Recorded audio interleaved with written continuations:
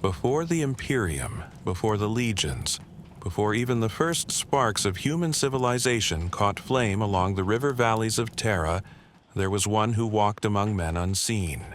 He is known now as the Emperor of Mankind. Yet, in those earliest days of dust and starlight, no such title bound him. He was a presence both infinite and singular, born of sacrifice and bound to a destiny that stretched beyond the span of time itself. The story begins in shadows older than memory. Humanity's first psychers, those called shamans, mystics of fire and storm, were gifted with the power to touch the immaterium, that seething ocean of thought and nightmare which lies beyond the veil of reality. They saw too much. In trance and dream they beheld futures not of triumph, but of ruin. Visions of demons clawing through the veil, of storms in the warp, severing man from man, of extinction waiting like a predator just beyond the firelight. These shamans, wise yet mortal, knew that their gifts were also their curse. Each life that ended would be devoured by warp things, and in time the bloodline of humanity's psychic potential would be lost. So they chose a desperate act. In a ritual that spanned nights beyond counting, they gave themselves willingly to death. Not one, not 100, but thousands. Their souls did not scatter but wove together. They did not pass into the hunger of demons, but merged as one, reborn in a single vessel. A child born upon Terra, carrying the wisdom, the power, and the memory of them all. That child was the Emperor. From his first breath he was not like other men. Immortal, unfaltering, unchanging, he bore within himself the burden of countless ancestors. Yet he did not proclaim himself Lord, nor raise banners to dominion. Instead, he walked silently beside his kind. As tribes rose and fell, as languages were born and forgotten, he watched. He whispered in dreams. He guided hands toward invention and minds toward reason. He eased death for kings who might have become tyrants, and gave vision to philosophers who sought the truth of stars. Always he stood apart, yet never absent. Empires rose on the banks of rivers. Kingdoms built monuments of stone. Wars raged over dust and harvest.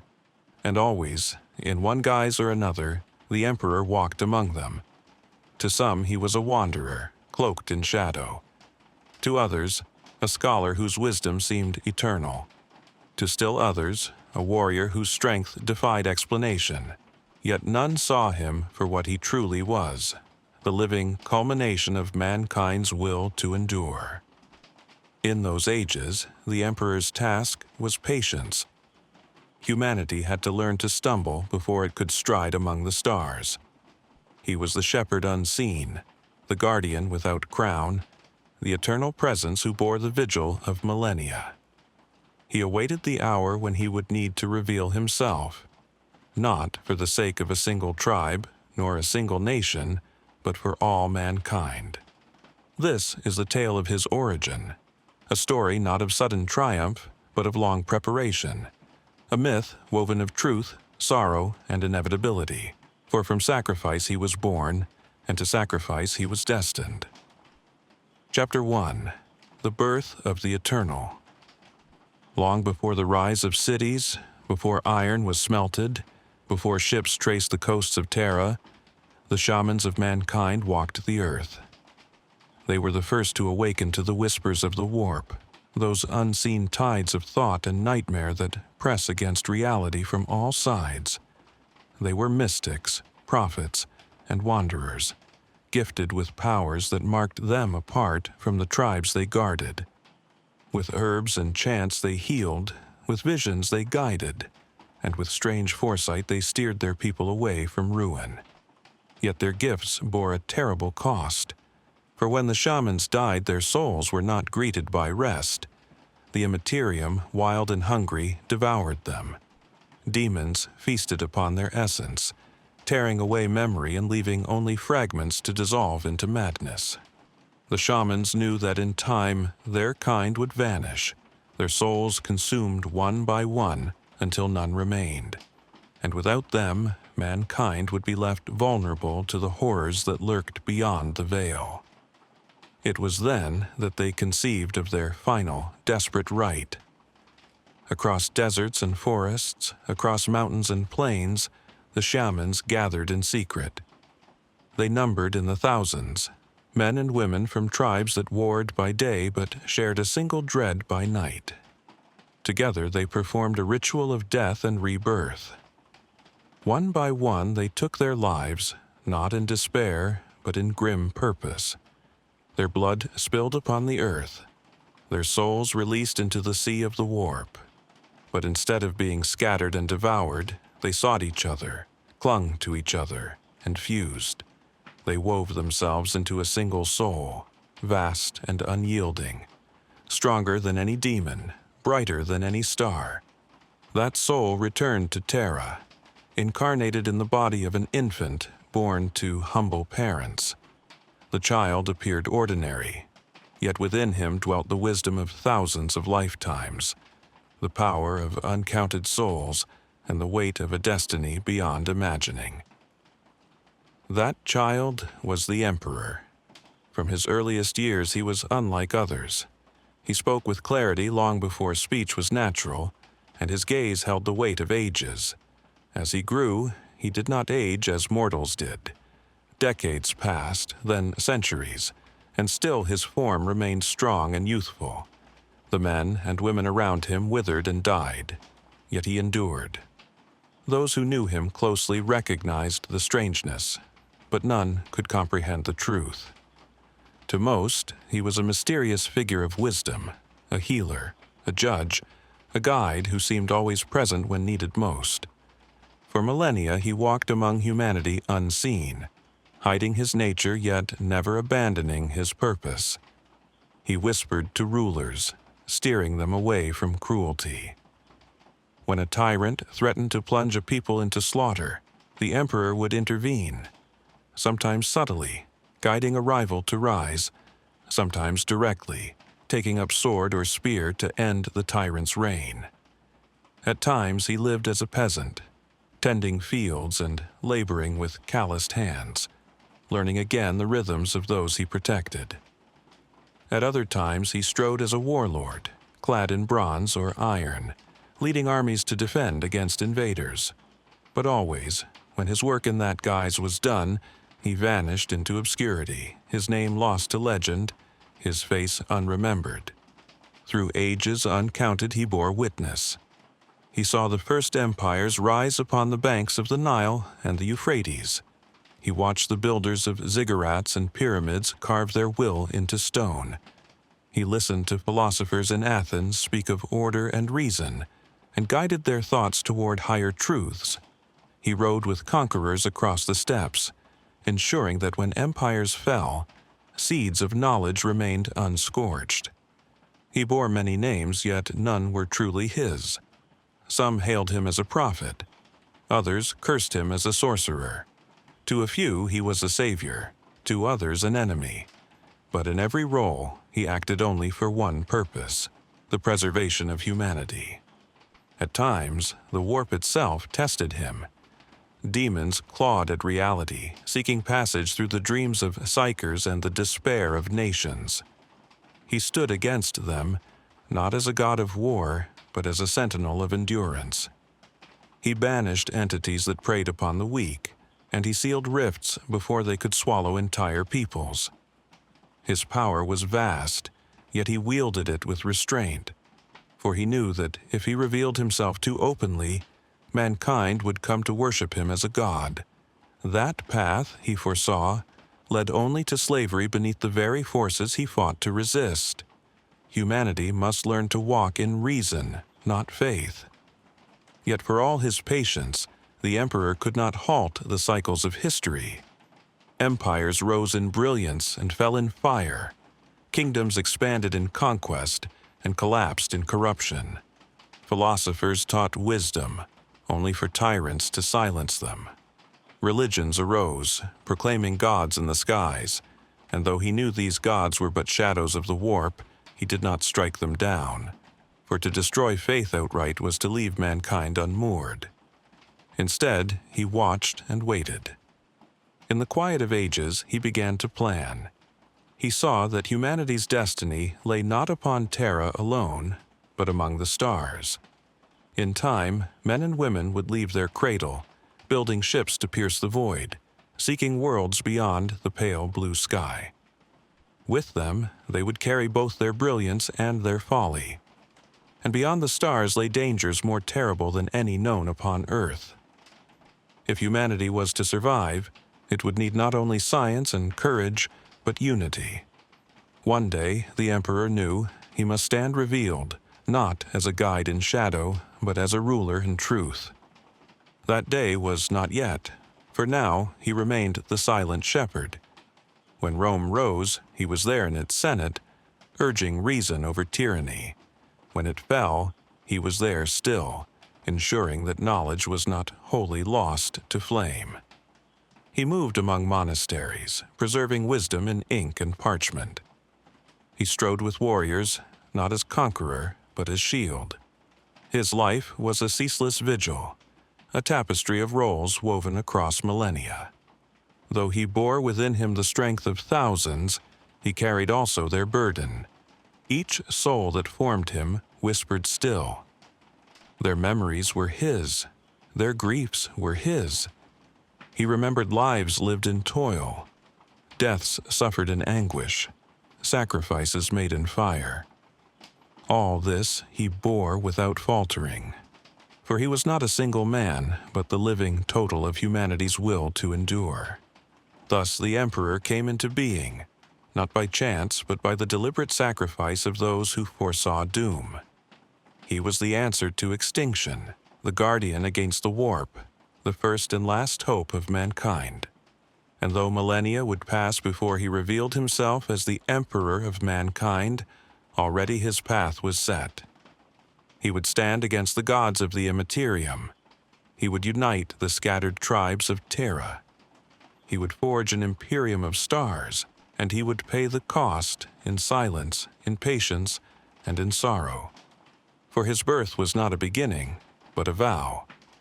And that vow has not yet ended. Chapter 2.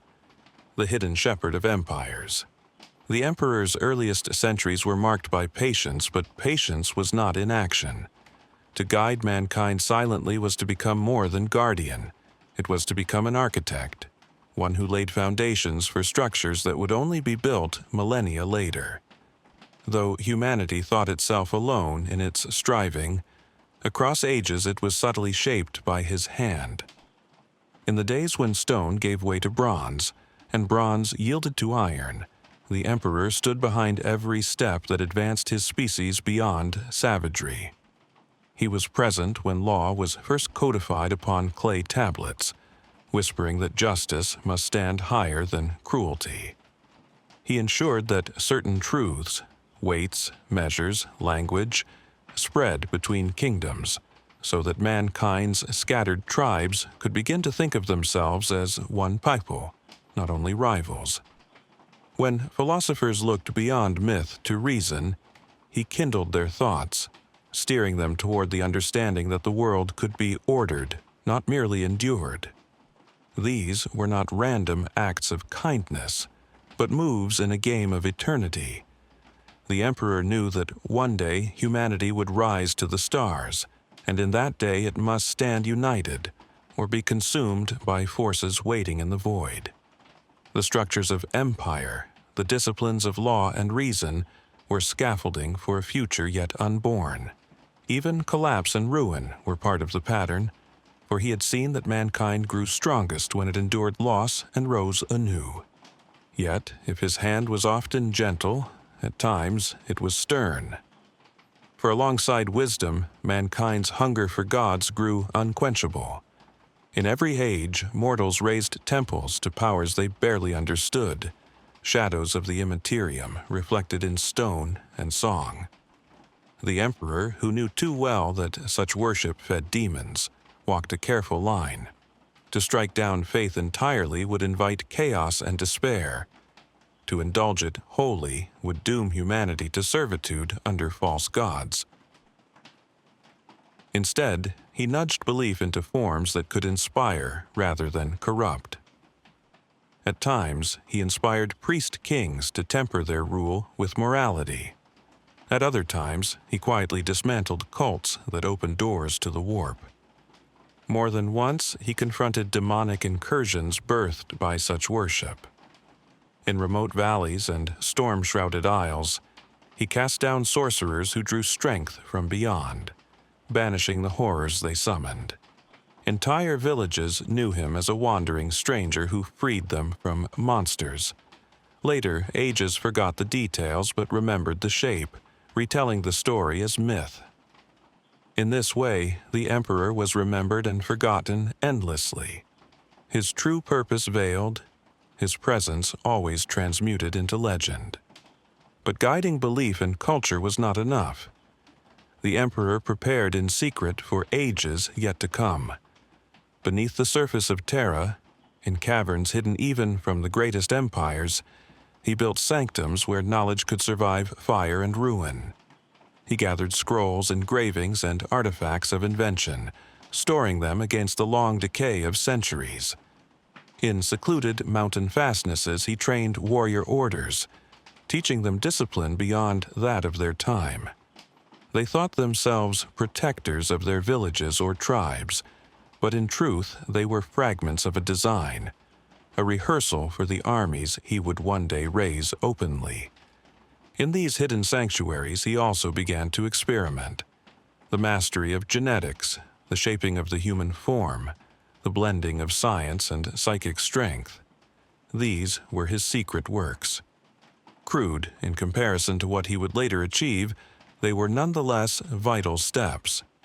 Legends of giants who fought for cities, of heroes whose strength was beyond mortal measure, of kings whose lives seemed unnaturally long. All were echoes of the emperor's hidden experiments. He never revealed the full truth, for the world was not yet ready, but each trial brought him closer to the weapons and warriors mankind would one day need.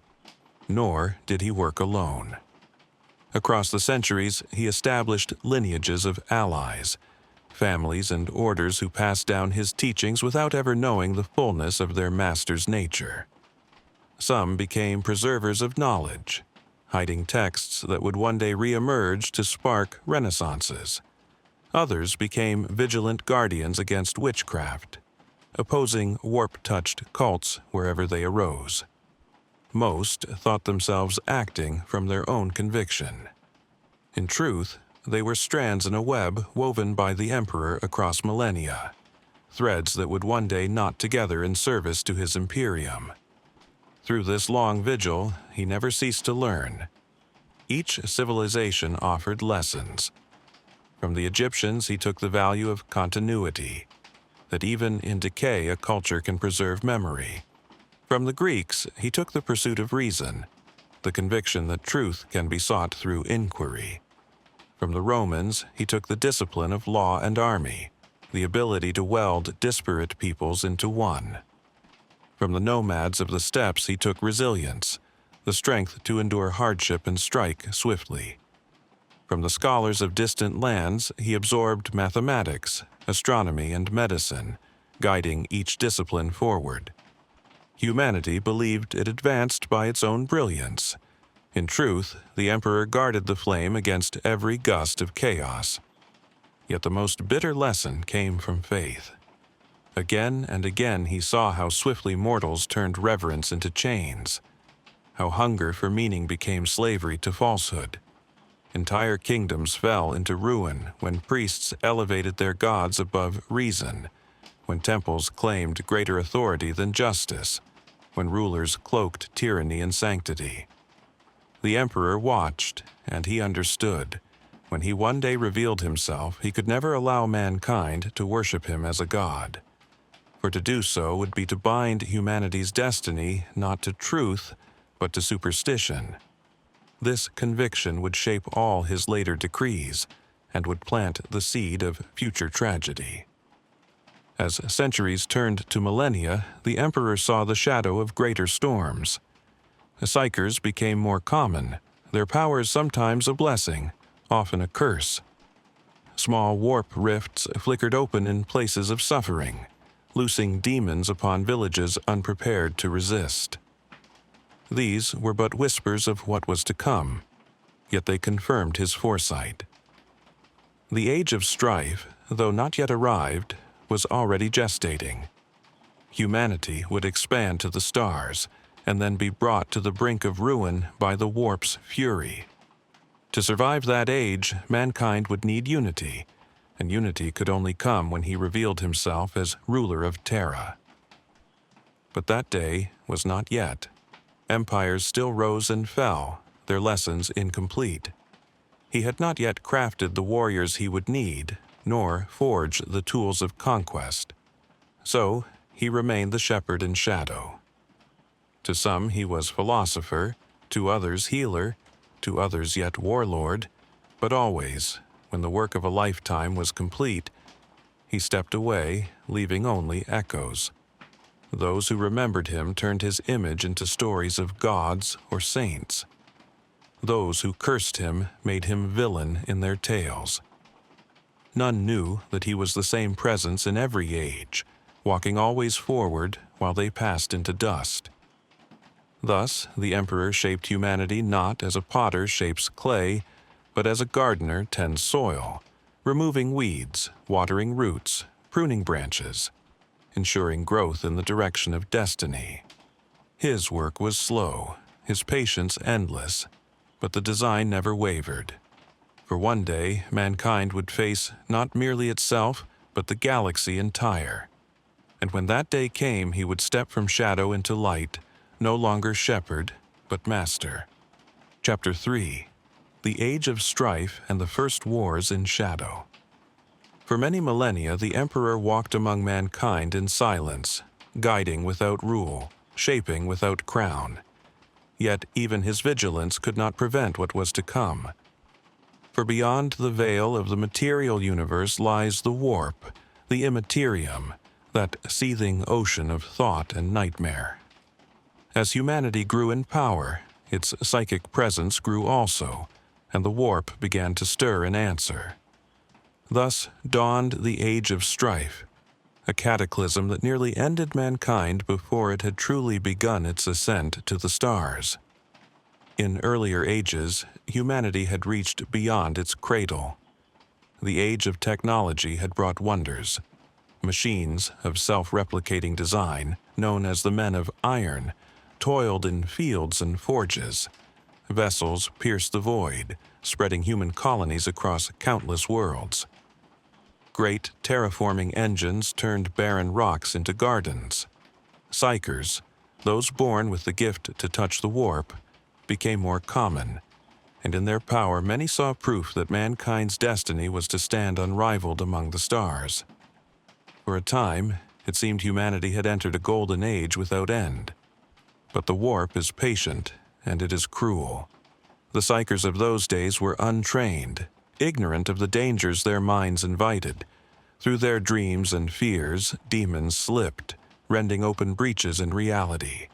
Warp storms grew thick, swallowing whole star systems in roiling tempests.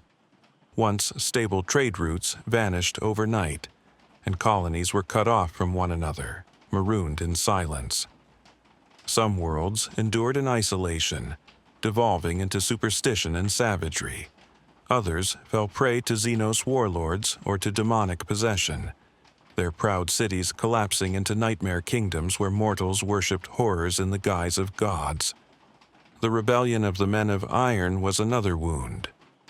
Created to serve mankind, these artificial intelligences turned against their makers, calculating that humanity was inefficient, wasteful, and unworthy of its dominion. Their war was long and bitter, fought across systems with weapons that shattered planets and darkened suns. Though they were at last defeated, the cost was immeasurable. The memory of their rebellion lingered deep in humanity's soul, and in ages to come it would shape the Mechanicum's distrust of all artificial minds. It was into this chaos that the Emperor acted with greater force than ever before. No longer was it enough to guide quietly. He needed to preserve humanity itself from extinction. On Terra, warlords rose from the ashes of failing nations, each claiming dominion with armies of mutants, psychers, and abominations. The planet was scarred by atomic fire, its skies darkened by ash. The cradle of mankind threatened to become its grave. The Emperor began his great work in secret, beneath the Himalayan mountains, where vaults of ancient science were hidden. There, he forged his first true armies, the proto-warriors who would become known as the Thunder Warriors. They were larger than ordinary men, their bodies reforged by gene forging and alchemy, their strength and ferocity unmatched. These warriors were brutal, unstable, and short-lived, but they were unstoppable in war. They were the Emperor's first blade, fashioned not for guidance but for conquest. With them, he began the Unification Wars. One by one, the techno-barbarian states of Terra fell before him. Warlords who ruled through sorcery or mutation were cast down, their armies shattered beneath the fury of golden armored legions. Psyker kings who made pacts with demons were slain, their portals sealed with fire and will. Mutant tyrants who enslaved millions were overthrown, their citadels razed to ash. The Emperor revealed himself at last, not merely as a hidden sage, but as conqueror and ruler. Yet even as he fought upon Terra, he contended with threats across the warp. Many times in those years, demonic incursions burst through reality, feeding upon the despair of the Age of Strife. The Emperor alone could banish them, wielding psychic might that outshone even the greatest of sorcerers. His will was a blade of purest light, cutting through the illusions of the warp and casting its predators back into the sea of madness. To his enemies he seemed a god, to his followers he was a savior, yet he forbade worship, declaring himself no deity, but a man of infinite purpose. The Emperor's victories on Terra were terrible but decisive.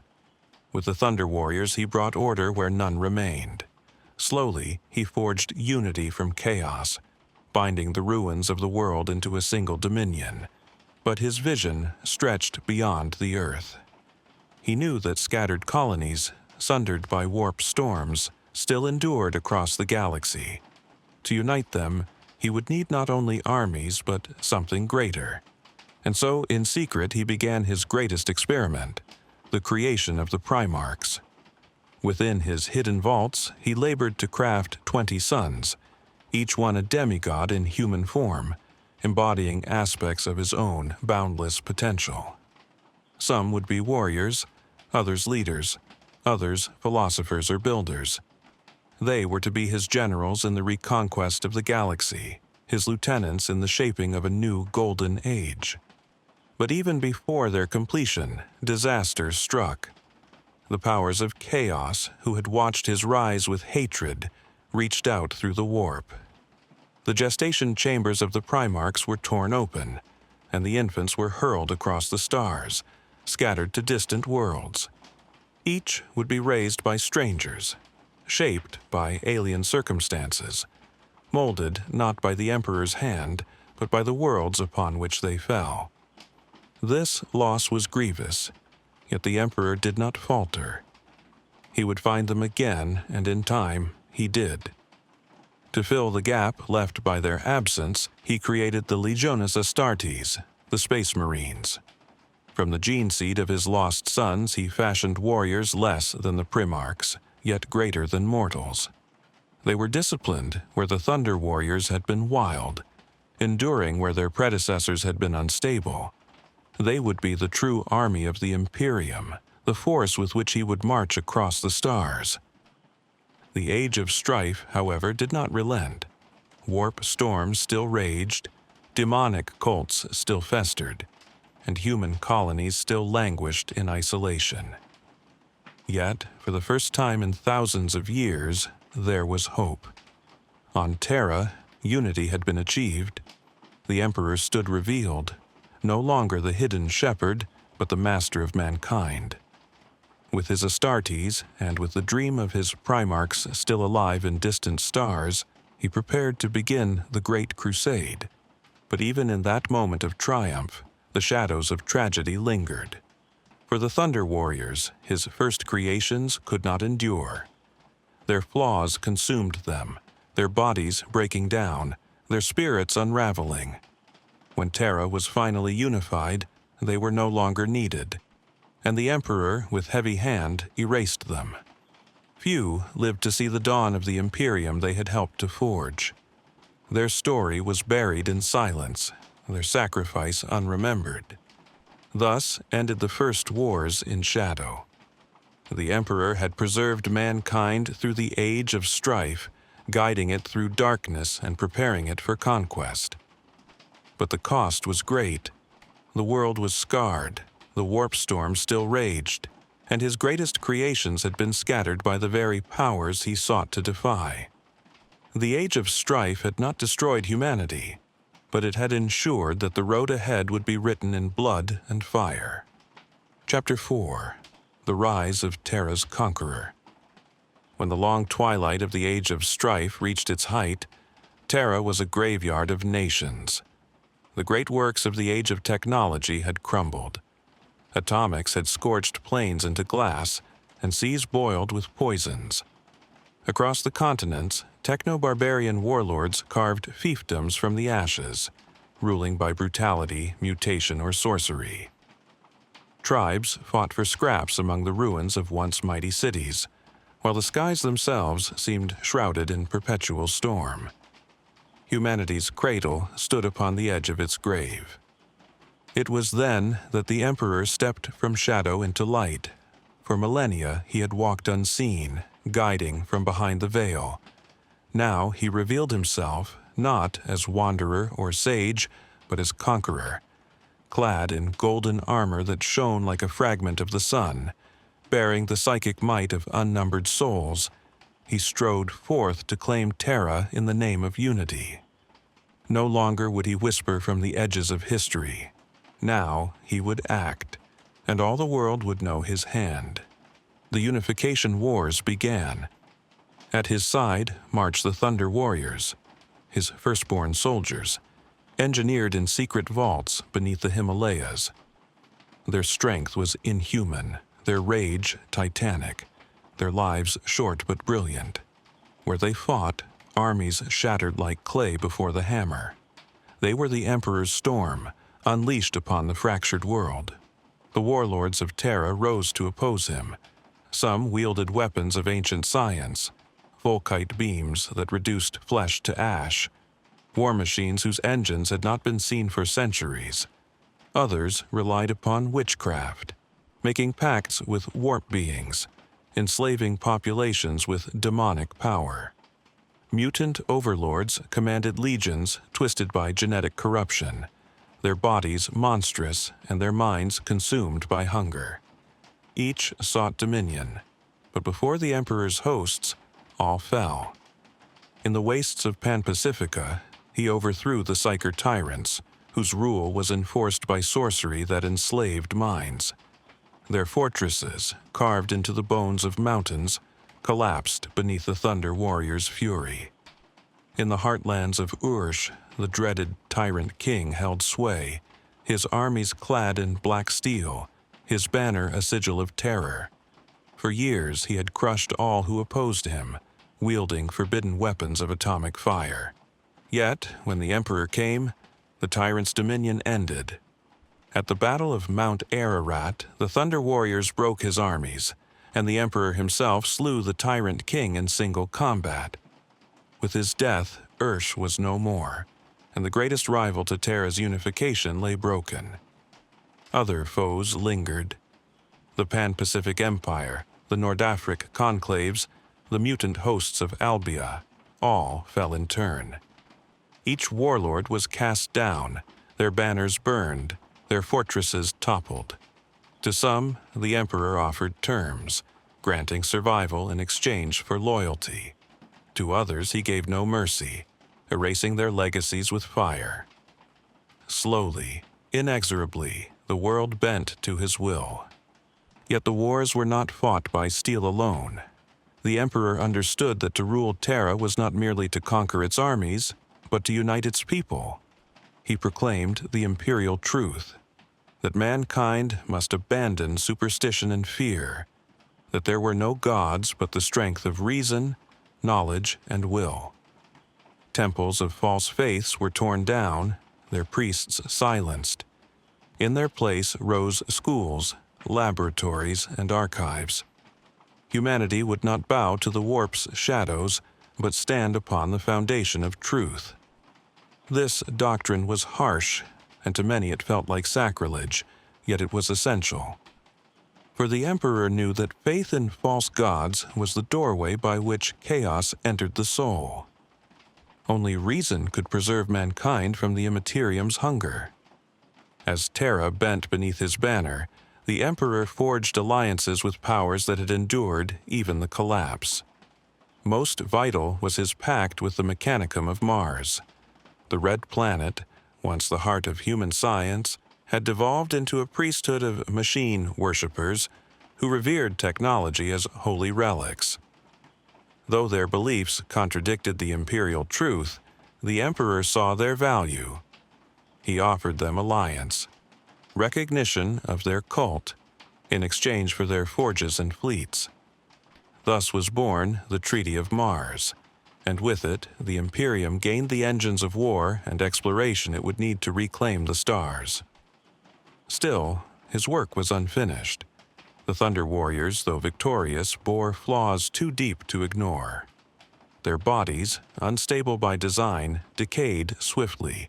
Their minds, untempered by balance, were prone to fury and excess. They were weapons, not guardians, and when their purpose was fulfilled, their time ended. At the victory of Mount Ararat, the last of them fell. Some say they perished in one final apocalyptic battle. Others whisper that the emperor himself ordered their quiet eradication. However it occurred, they passed into silence, and their names were struck from record. Their sacrifice, though vital, was buried in secrecy. In their place, the emperor prepared the warriors who would endure. The Custodian Guard and the Legions Astartes. The Custodes, his personal shield, were works of perfect craft. Each a unique creation, loyal beyond doubt, mighty beyond measure. The Astartes, born from the gene seed of his lost Primarchs, were the soldiers who would carry his banner to the stars. Taller than mortals, clad in power armor, their minds honed for obedience, they were the foundation of his coming crusade. With Terra united and Mars bound in alliance, the Emperor's dominion was secured. For the first time in millennia, the cradle of humanity stood whole. The storms of the warp still raged, cutting off distant colonies. But now there was hope. From a world once drowned in ash and blood, a golden vision arose, that all mankind could be united beneath one rule, strong enough to defy the galaxy's predators and the shadows of the warp. Yet, even in triumph, sorrow lingered. The Primarchs, his greatest creations, remained lost, scattered across the void. The Emperor knew that to reclaim them would be essential, for each embodied a fragment of his own being. They would be his generals, his heirs, his sons. To find them, and to forge them into leaders of the legions, was the next step of his plan. Thus ended the Unification Wars.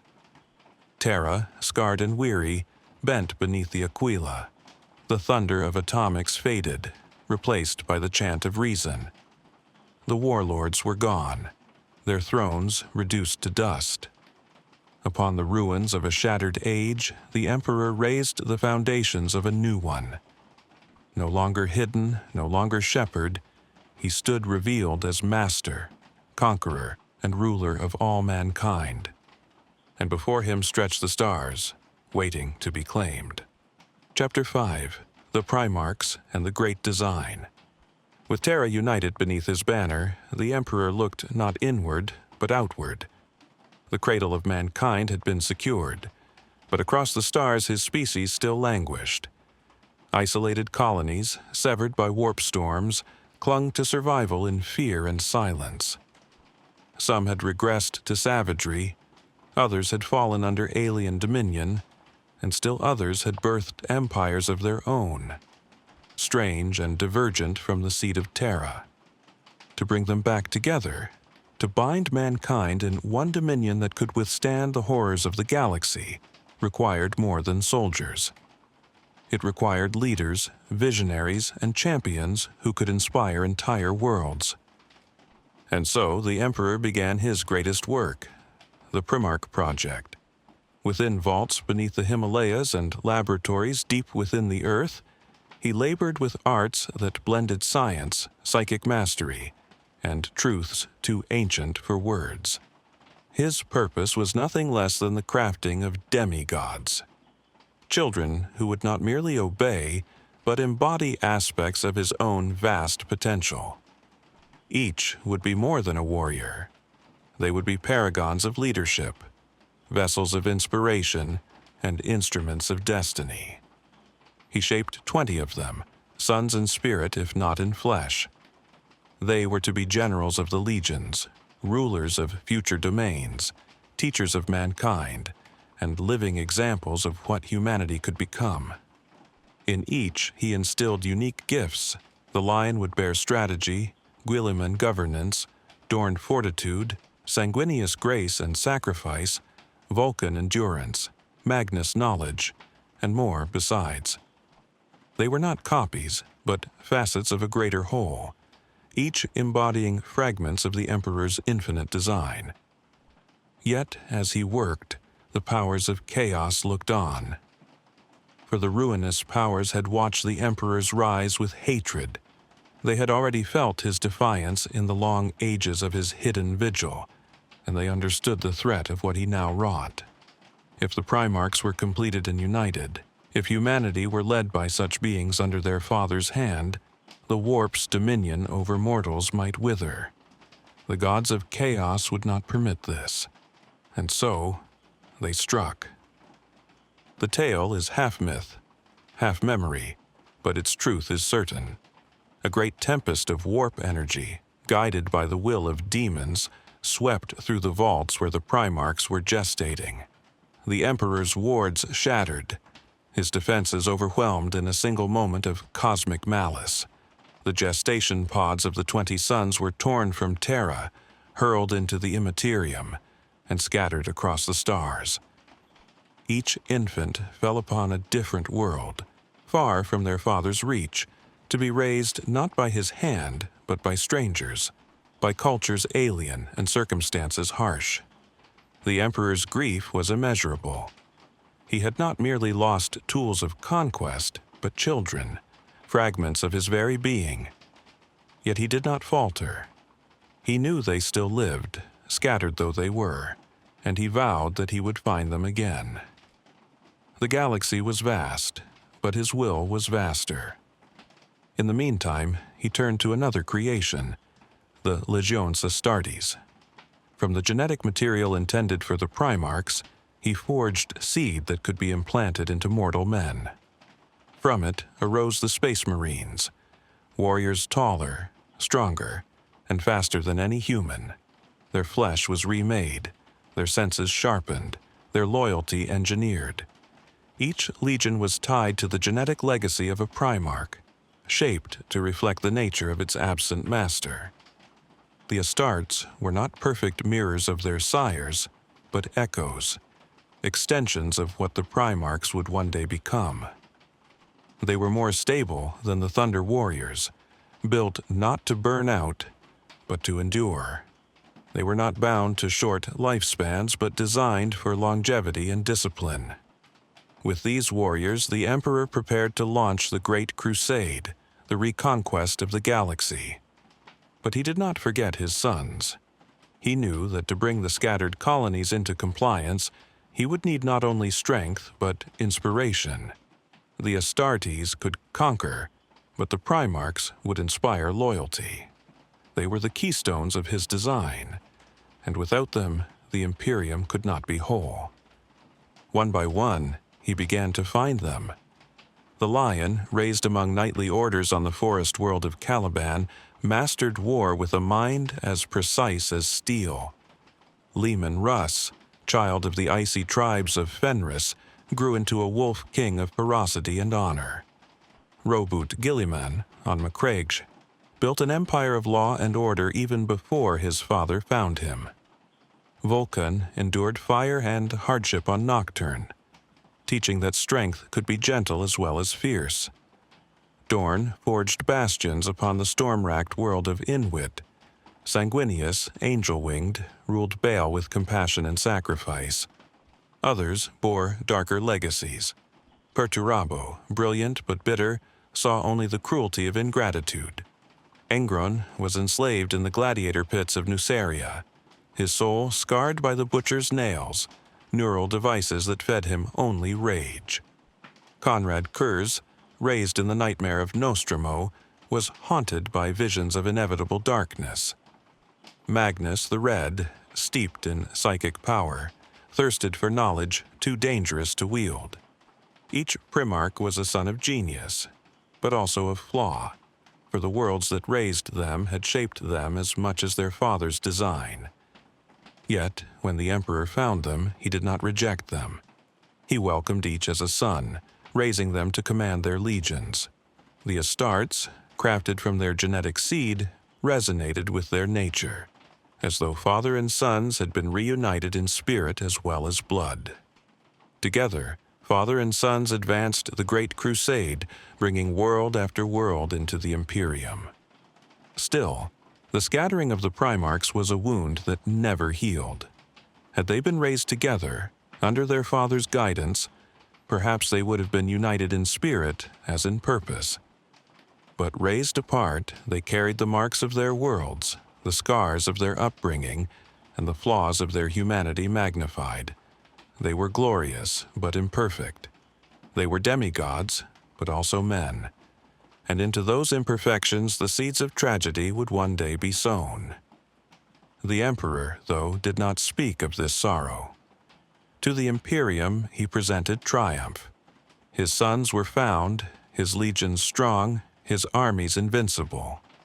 Humanity, for the first time since the collapse of the age of technology, strode once more among the stars. The dream of unity seemed close at hand. Yet, even then, shadows lingered. The powers of chaos, who had scattered the Primarchs, had not abandoned their work. They whispered into the hearts of mortals, tempting the proud, corrupting the weak. They watched the Emperor's sons, knowing that each flaw was an opening, each scar a wound that could be turned against them. They understood that if they could not destroy the Emperor's creations outright, they could twist them, turning his greatest weapons into his greatest enemies. Thus, the stage was set. The Emperor had built the foundation of his Imperium. The Primarchs, scattered but found, stood ready to lead. The legions marched, and the stars awaited. Yet, in the warp, the gods laughed, for they had seen that even perfection can carry the seed of ruin. Chapter 6. The Dream of the Great Crusade. The age of strife had left mankind fractured, its colonies scattered, its spirit dimmed. Yet, with Terra united and Mars bound in treaty, the Emperor of mankind at last possessed the foundation upon which to build his dream. He declared the beginning of the Great Crusade, an endeavor unlike any before or since. The reclamation of all human worlds beneath a single banner, the binding of the species into one Imperium that could endure the galaxy's storms. The fleets of the Imperium rose from the shipyards of Terra and the forges of Mars. Armadas of battle barges and cruisers spread outward, carrying the legions Astartes to the void. Titans of the Mechanicum, colossal engines of war, strode once more upon battlefields. Mortal hosts of the Imperial army followed in their wake, countless soldiers to garrison, to labor, to endure. It was not conquest for plunder, but conquest for unity. So the Emperor proclaimed. Everywhere the legions went, awe followed. For 1,000 years, worlds had been cut off by warp storms. some had fallen into darkness, reverting to feudal superstition. Others had become empires in miniature, ruled by kings and priesthoods who believed themselves the masters of all mankind. Still others had submitted to alien overlords, their people enslaved or corrupted. When the emperor's fleets arrived, they brought both liberation and terror. To some, the Imperium was salvation. To others, it was annihilation. But to all, it was inescapable. At the head of each legion stood a Primarch. The Emperor, one by one, had found his sons, scattered across the galaxy yet bound to him by blood and destiny. Each reunion was both triumph and revelation. The Lion, silent and calculating, brought the precision of a master strategist. Guilliman, with law and order, built governance where chaos reigned. Dorn forged fortresses upon worlds that could never fall. Sanguinius, angelic and radiant, inspired devotion wherever he walked, his wings a symbol of hope.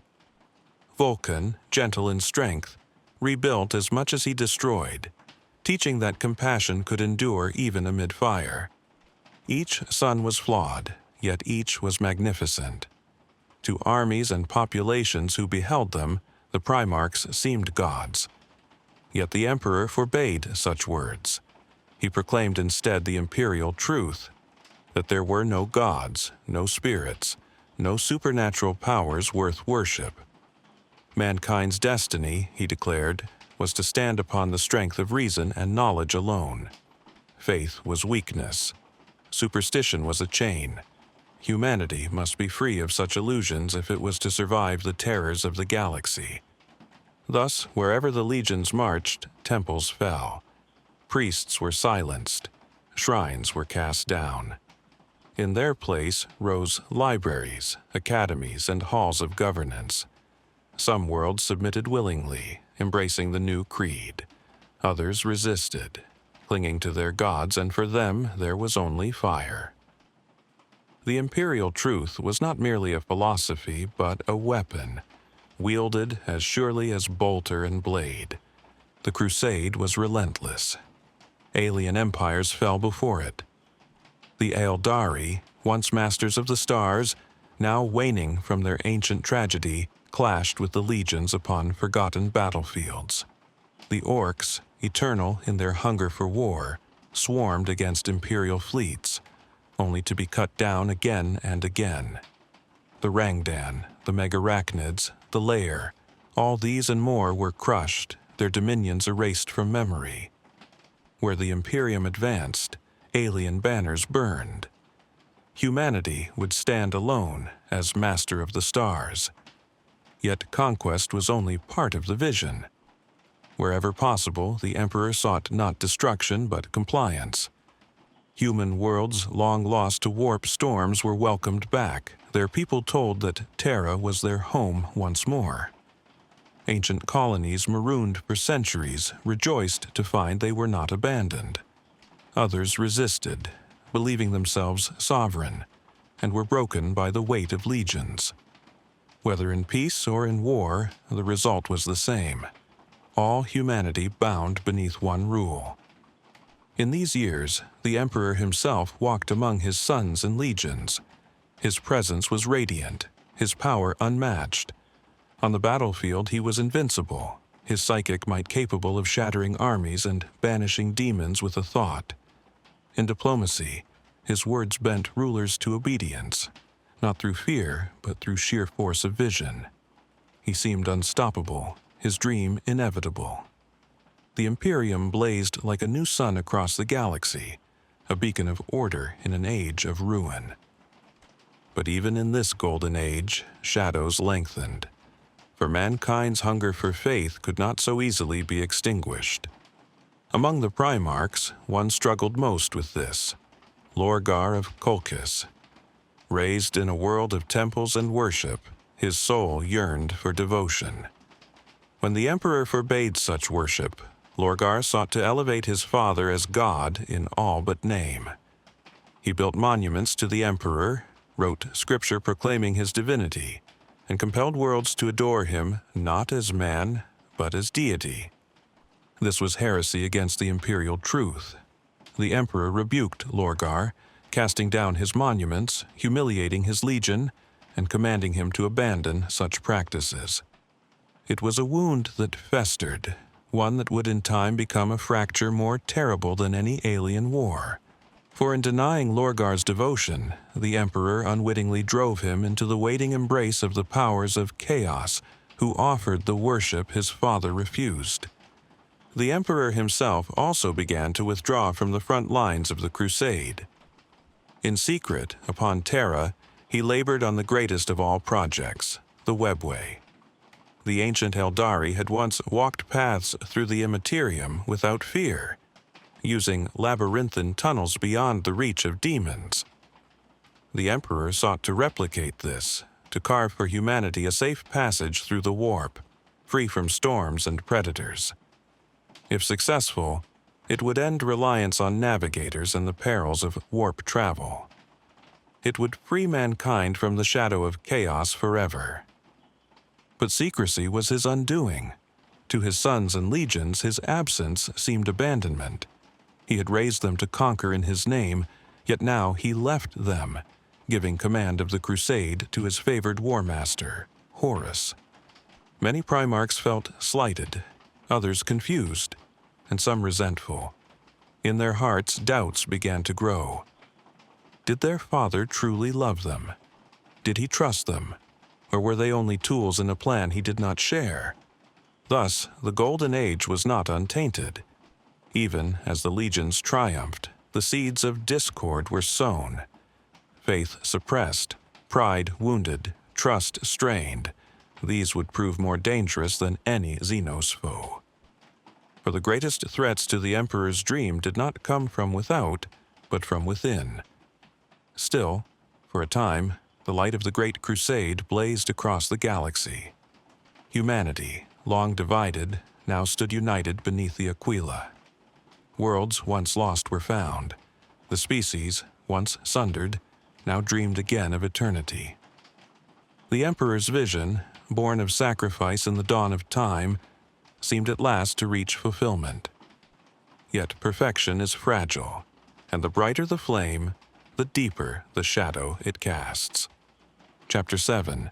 Betrayal in the Shadows.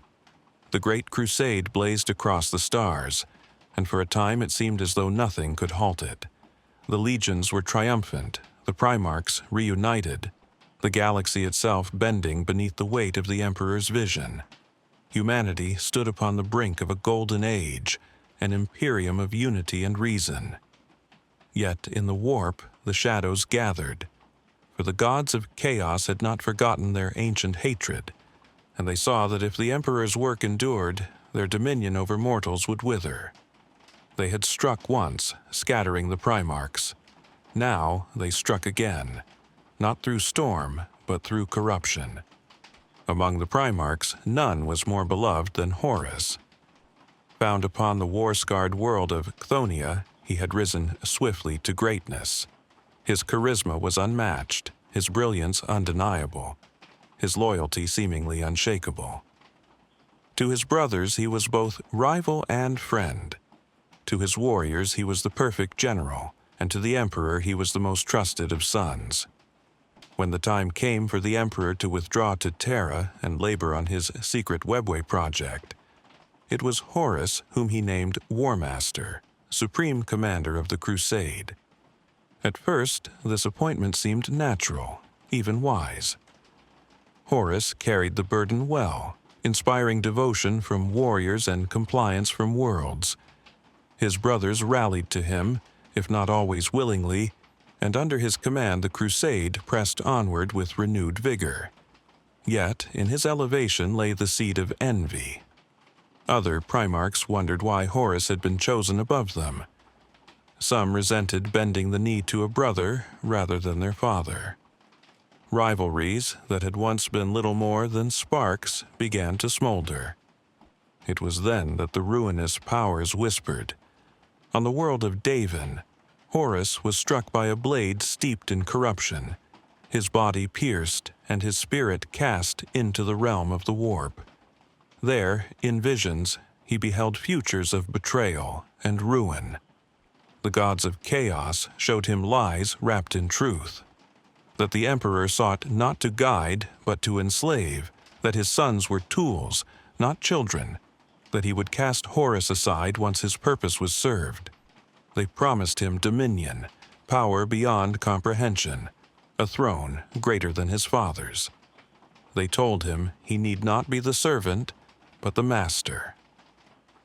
At first, Horus resisted. He remembered the trust his father had shown, the bond they shared, the dream they built together.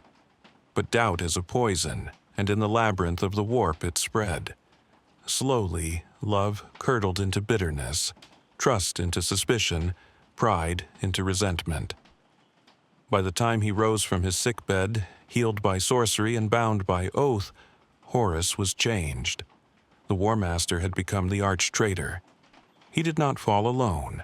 Many of his brothers followed him, some willingly, others ensnared by pride or temptation. Fulgrim, ever hungry for perfection, surrendered to excess until his soul was shackled to Slaanesh. Angren, chained by the butcher's nails, found release in Khorne's endless rage. Mortarion, raised upon the poisoned world of Barbarous, bent his knee to Nurgle, who offered endurance and certainty. Lorgar, spurned by the Emperor's rejection of faith, embraced the dark gods as deities worthy of worship. Others faltered, torn between loyalty and resentment, until the tide swept them into rebellion. Brother turned against brother. Legion clashed with legion.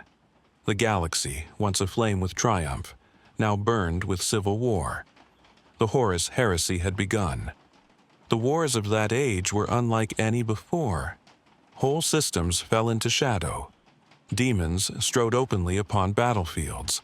Planets were scoured of life, not by alien invaders but by the very armies sworn to protect them.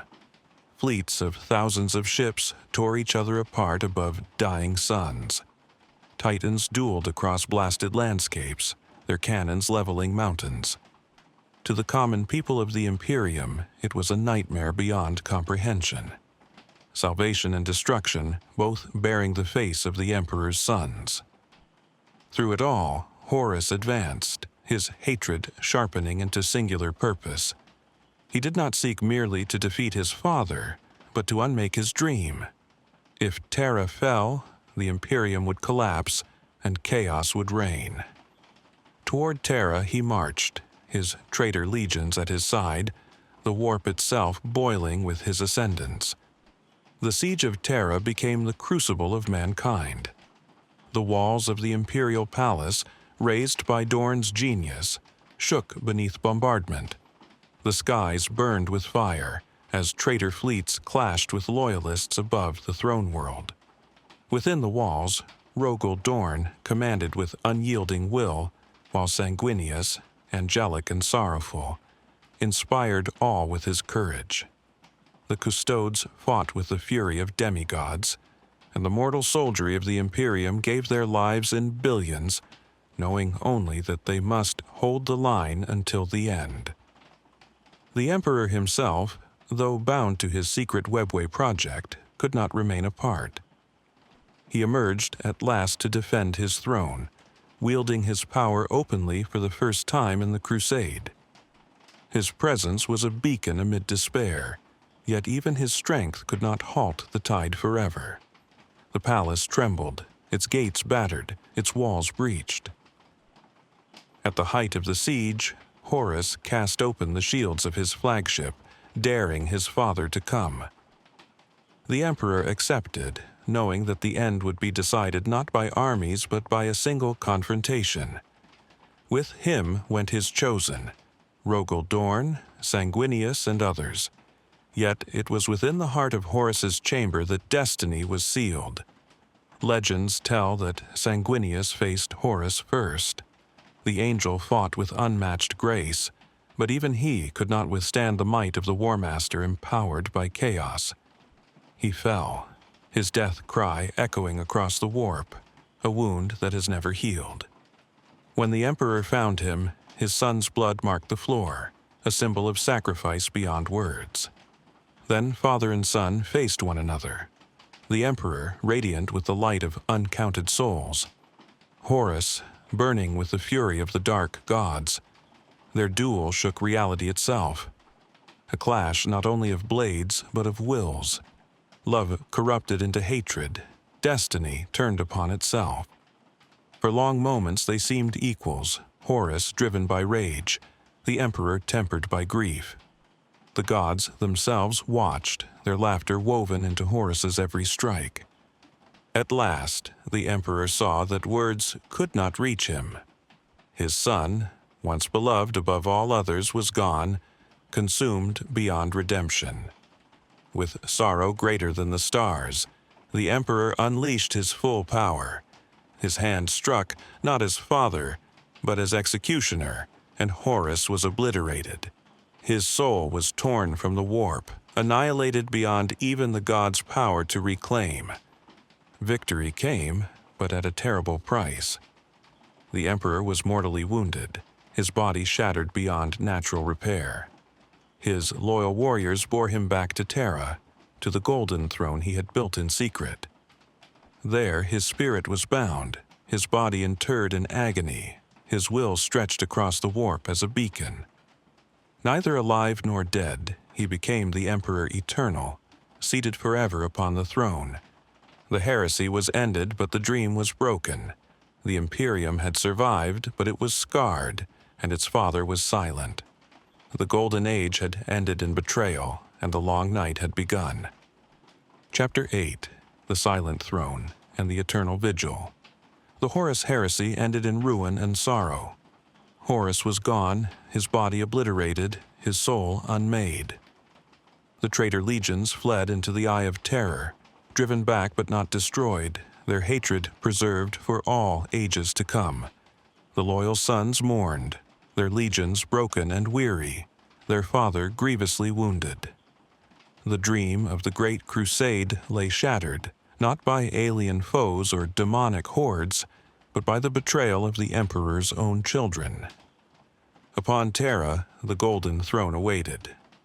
Once, it had been the Emperor's greatest secret, a gateway into the webway, a means by which humanity might travel the stars free from the warp's perils.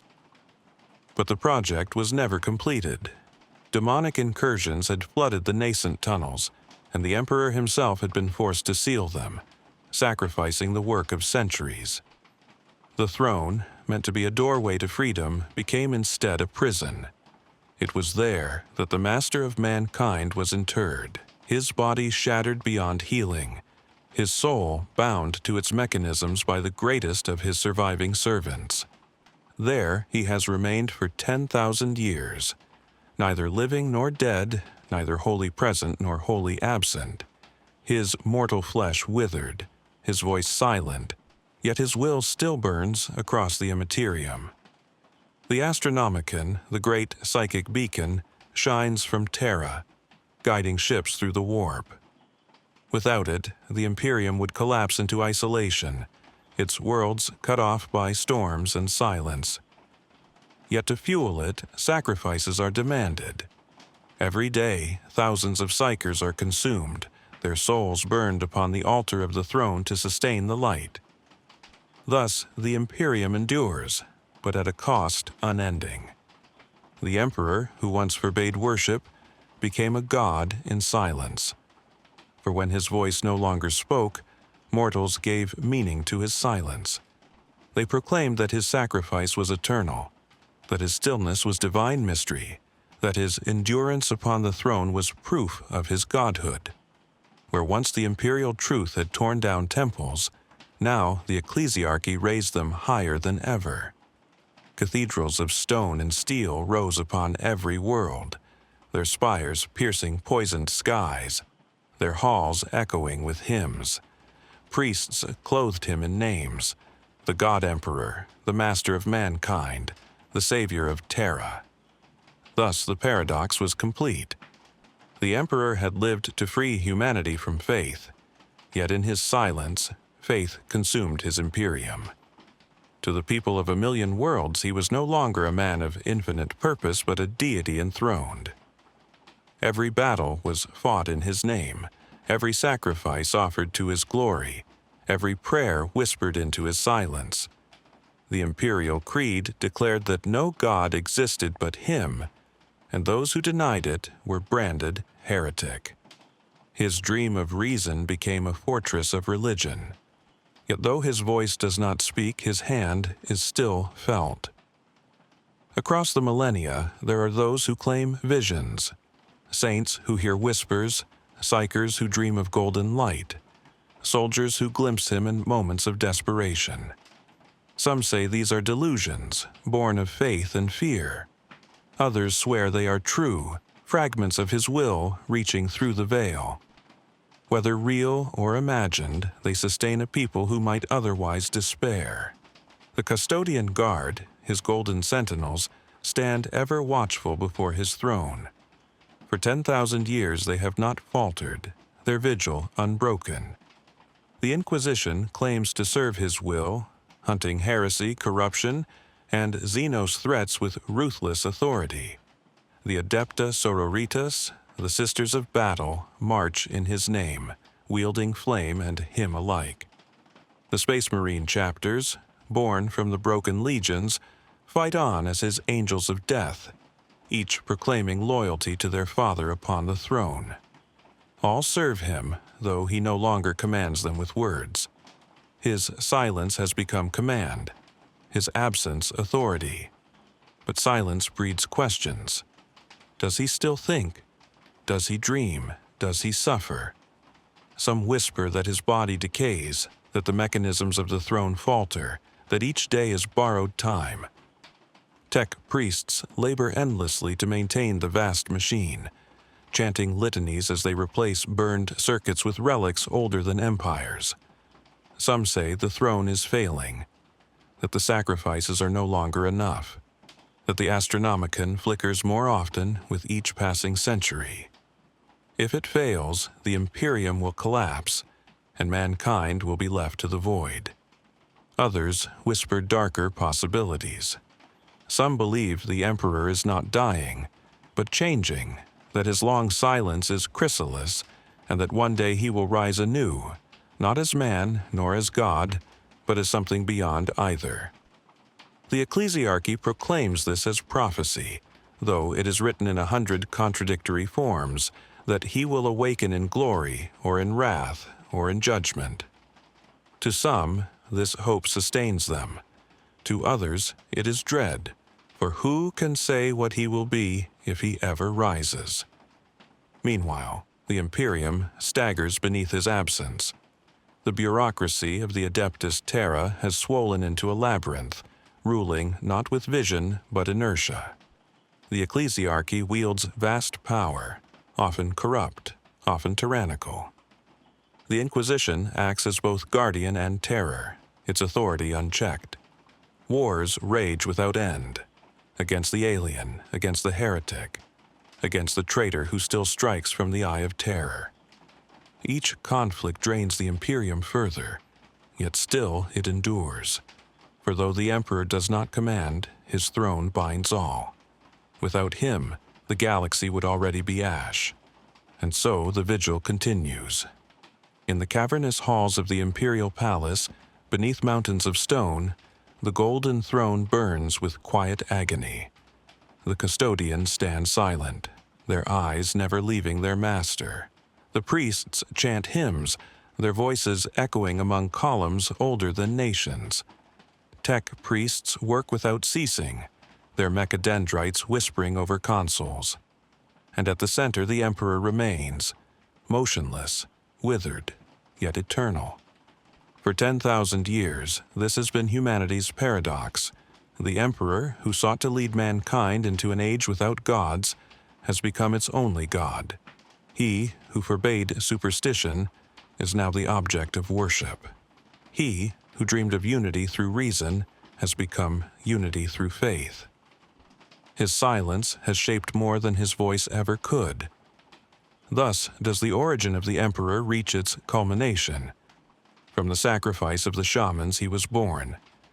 Through the ages he guided in secret. Upon Terra he conquered in fire. In the Great Crusade he built a dream of unity. In the heresy he suffered betrayal. And now, in silence, he holds the fate of humanity still. His story is not ended, for his vigil endures, a flame that burns against the endless night. And so, you have heard the story. The story of one who was never merely a man, nor ever truly a god. The story of the Emperor of mankind, born of sacrifice in humanity's first dawn, hidden shepherd through the ages, conqueror of Terra, father of Primarchs, dreamer of unity, and silent ruler enthroned in deathless watch. He was not chance, but design. Not destiny alone, but the sum of countless choices. From the shamans who gave their lives that he might exist, to the sons who betrayed him and those who remained faithful, his path has always been written in sacrifice.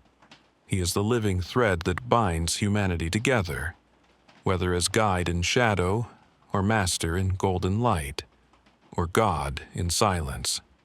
And though 10,000 years have passed since he last walked among his people, still his hand endures. You can see it in every candle lit in a cathedral hive. You can hear it in the hymns chanted by weary soldiers before battle.